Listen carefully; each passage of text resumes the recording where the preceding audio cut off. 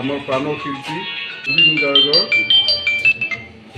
অকাল বিয়োগৰ হেতু আমাৰ সংঘতে অনুষ্ঠিত হ'বলগীয়া শ্ৰাদ্ধ আদি অনুষ্ঠানৰ বাবে আমি খেলখন অনিচ্ছাকৃতভাৱে পিছুৱাই দিবলগীয়া হোৱাত আমি দুখ প্ৰকাশ কৰিছোঁ। খেলখন অহা 8 তাৰিখে 8-10-2025 তাৰিখে অনুষ্ঠিত হ'ব।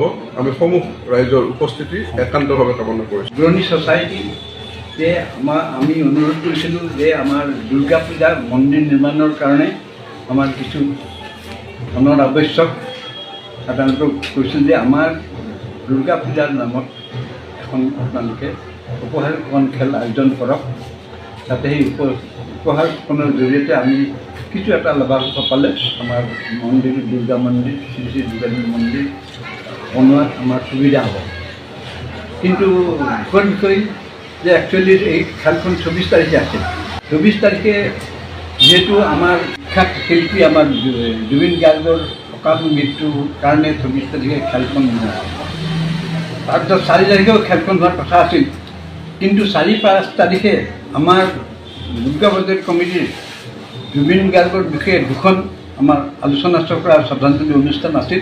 সেইকাৰণে আমি পুৰণি ছ'চাইটিক অনুৰোধ জনালোঁ যে আপোনালোকে খেলখন আপোনালোকে যিকোনোভাৱে 8 তাৰিখে পাতক। গতিকে তেওঁলোকে আজি আমাক মতামত দিলে 8 তাৰিখে পাতিম। গতিকে আমি পুৰণি ছ'চাইটিক ধন্যবাদ দিছোঁ আৰু অসমৰ সকলো ৰাইজক সকলো নেতাই উপহাৰসমূহ খেল কৰি অনুৰোধ জনাইছোঁ। 8 তাৰিখে আপোনালোকে 3 বজাত খেলখন আৰম্ভ হ'ব। মহানগৰ যুৱ সংঘৰ কাৰ্যালয়ত এই খেলখন আৰম্ভ হ'ব। আপোনালোকে 3 বজাত আহিব, আমাক সহযোগ কৰিব। ধন্যবাদ।